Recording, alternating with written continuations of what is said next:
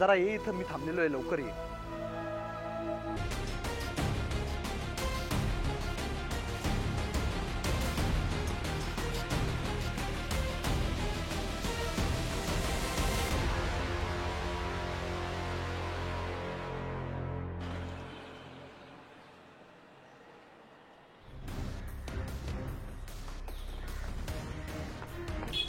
झालं? अरे मगाचपासून बघतोय तुला मी, नुसतं तू एका बिल्डिंग मध्ये जातोय परत बाहेर येतोयस. नक्की झालंय काय? कोणाला भेटतोयस तू? कोणाला शोधतोयस का तू? अरे आईला रे. आईला? कुठे गेली आई? आणि एवढा नर्वस का होतोय मग त्यासाठी? एवढा माझ्या पार्टनर घ्यायचो.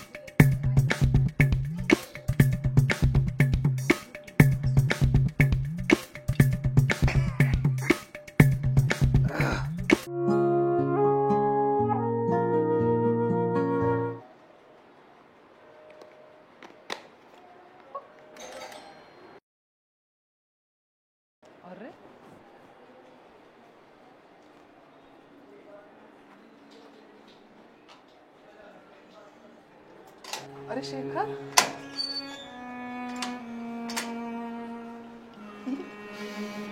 ये आता.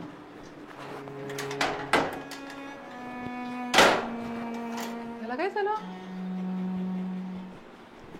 अरे खाली का बसले शेखर? थांब मी पाणी घेऊ.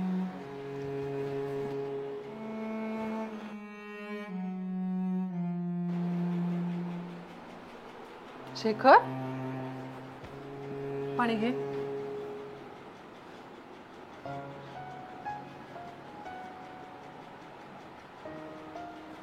काय झालं शेखर? एवढा डिप्रेस काय आहेस? कोणाशी भांडणं झालीत का तुझी? आणि हा काय अवतार करून घेतलायस? केस विस्कटली आहेत. शेखर तब्येत ठीक आहे ना तुझी? शेखर मी तुला बोलतीये, सांग ना पटकन. मूर्खा सांग ना लवकर, मला भीती वाटायला लागलीये. नाही सांगायचं का? थांब मी काकूना बोलतो.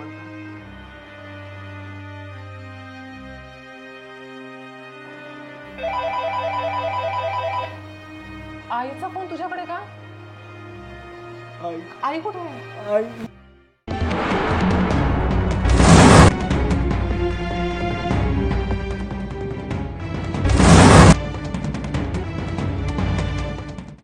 मला नाही माहिती आई कुठे गेली. तर मी खूप शोधण्याचा प्रयत्न केला. सकाळपासून मी शोधतोय कुठे गेली पण कुठेच सापडत नाहीये. काकांच्या घरी बघितलं, मावशीच्या घरी बघितलं, मला ती खरंच सापडत नाहीये. मला कळत नाहीये काय करावं. नीट तू पाणी पी बरं. पाणी पी. खोल श्वास घे. रिलॅक्स. आता नीट सांग मला काय झालंय? कुठे गेली आई? काय झालंय घरी? सांग मला. आईची आणि बाबांची भांडणं झाली. भांडणं तसे त्यांची नेहमी होतातच, पण यावेळेस जरा जास्तच झाले. आणि त्या रागामध्येच आई निघून गेली. आणि तिने तिचा फोन पण नेला नाही. फोन पण तिचा घरी आहे. त्याच्यामुळे खरंच कळत नाही की ती कुठे गेली आहे. सकाळपासून गेली आहे आणि अजून आली नाही. बापरे, म्हणून तू मगाशी माझी कॉल कट करत होतास? हो. बरं आहे, तू अजिबात टेन्शन घेऊ नकोस. मी आहे ना. काकू संध्याकाळपर्यंत नक्की येतील. तू नकोस ना टेन्शन घेऊ. आणि प्लीज ना रडू तर अजिबात नकोस बरं. तू नको काळजी करू आईची. आणि हे बघ, जर समजा संध्याकाळपर्यंत काकू घरी नाही आले ना, तर आपण सकाळी पोलीस कंप्लेंट करूया. मग तर झालं. पण ती वेळच नाही येणार आहे रे शेखर. आई नक्की घरी लवकर. तू टेन्शन घेऊ नकोस. रिलॅक्स. आणि हो, जोपर्यंत आई घरी येत नाहीये ना तोपर्यंत बाबांना अजिबात काही म्हणू नकोस. कारण ना वडीलधाऱ्या माणसांना आपण जरी काही रागात बोललो ना तरी आपले शब्द परत रिटर्न नाही घेता येत. तू बोलणार रागात पण तुला परत स्वतःलाच गिल्ट फील होईल माहितीये. त्या रागामध्ये तुला काय बोलतोस ते कळणार नाही. तू शांत हो बरं. एक काम कर, चल तू फ्रेश हो, तुला मी काहीतरी खायला आणते. सकाळपासून काही खाल्लं नसणार आहेस ना. नको ग, मला खरंच भूक नाही आहे. आणि तुला खरंच वाटतं का की जर आईच्या ठिकाणी मी असलो असतो आणि मी जर हरवलो असतो आईने जेवण तरी केलं असतं का? म्हणजे तू जे सकाळपासून उपाशी राहिलंस ना ते बघायला आईला आवडेल असं म्हणायचं. मी ताट वाढून आणते, कळलं ना. जेवायचं तुला. आणि तू कॉल नव्हता उचलत ना मला पण काळजी वाटली, मी पण नाही जेवली अजून. आणू? ठीक आहे, आणतो.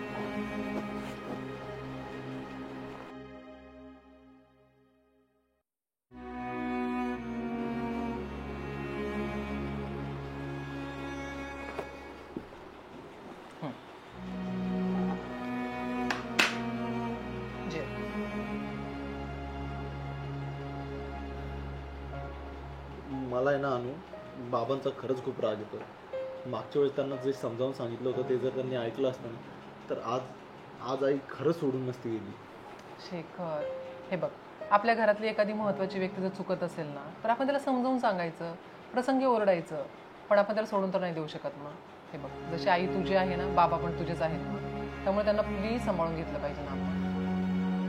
आणि हे बघ, आता सध्याचा तो विषय आपण स्किप करूया. तू जेव बरं, जेवल्यानंतर बोलू शकतो आपण. खातो आधी, सकाळपासून उपाशीच, खा पटकन.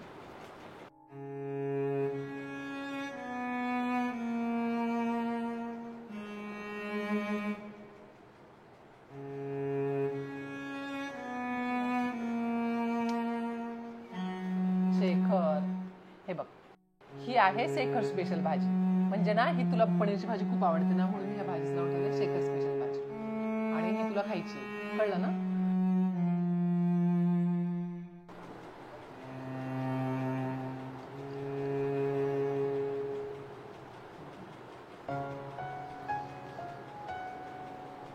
वेडायस का शेखर, असं ताटावर रडत नसतात. तुला माहितीये, ताटावर रडतात ना त्यांच्यावर अन्नपूर्णा देवी नाराज होते. मला तर असं वाटतं फक्त अन्नपूर्णाच नाही, माझ्यावर सगळेच देव नाराज झाले. बघ ना, नंतर बघ ना, आई सोडून गेली. गप्प बस आणि जेव. विनाकारण काही तर्क वितर्क लावू नको, समजलं ना. जेवतोय ग. Good boy.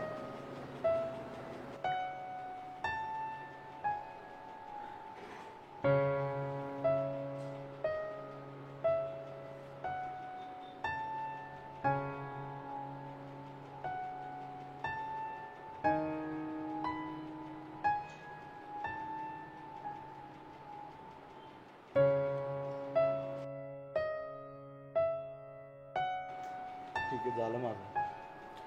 ठीक आहे, चल.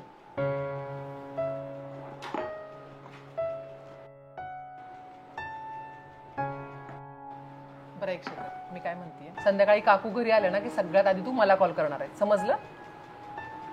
तू असं बोलते जसं की आईने तुला ऑलरेडी सांगून ठेवलंय की संध्याकाळी ती येणार आहे म्हणून. हे बघ, मला काही सांगून ठेवलेलं नाही काकूने, पण मला खात्री आहे की काकू संध्याकाळपर्यंत नक्की येणार आहे, समजलं. हे बघ, असं जर झालं ना अनु, तर तू म्हणशील ते करेल मी यापुढे. तू तसंही माझं ऐकतं, समजलं ना. हे बघ अनु, मी मस्करीच्या मूडमध्ये अजिबात नाही. शेखर, मला माहिती आहे रे, पण मी तुझं माइंड डायव्हर्ट करण्याचा प्रयत्न करते. आता तू इथं आलायस ना, तोपर्यंत जर आई घरी आली तर परत आई बाबांची भांडणं चालू होतील. म्हणजे आई घरी ज्यावेळी येईल ना त्यावेळी तू घरी हवायस, म्हणजे मला तरी असं वाटतं. त्यामुळे तुला आता बरं वाटतंय ना.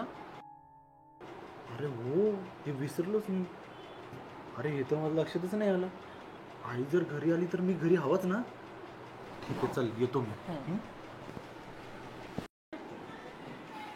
अनु, आई खरंच येईल ना ग? अनु म्हणतीये ना तर आई नक्की येणार, आणि आई संध्याकाळपर्यंतच येईल. आई हळू जा, का वाटलंस मी हो तुझ्या बरोबर. नाही, जातो. बाय, काळजी घे.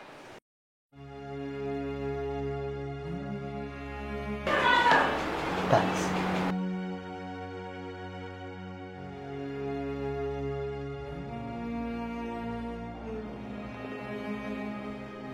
दोस्ती में नो सॉरी नो थँक्यू, कळलं ना. जा, काळजी घे. बाय.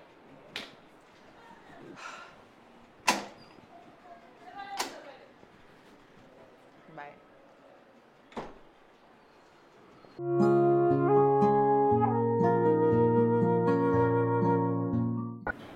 Okay bye. अगं अनु, शेखरचा काय कॉल वगैरे आलता का? हो बाबा, आत्ता त्याचाच फोन ठेवलाय मी. शेखरच्या आईचा काय तपास, कॉल वगैरे? नाही बाबा, काहीही नाही.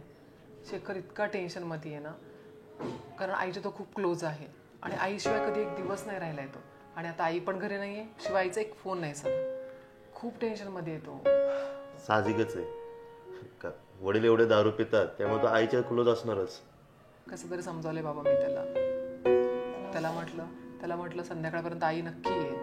पण मला तर काळजी वाटते की जर संध्याकाळपर्यंत आई घरी नाही आली तर झोपेल का रात्रभर? तू नको काळजी करू, तू शेखरला समजावून सांग. जोपर्यंत आई घरी येत नाही ना तोपर्यंत तू त्याला सारखा कॉल करत राहा, कारण तुझ्यापेक्षा जास्त जवळ त्याच्या कोण नाही आहे. त्यामुळे तू आहे ना त्याला सारखा कॉल कर, मेसेज कर आणि त्याची चौकशी करत राहा. हो बाबा. कोण आले बाबा? थांब मी बघतो.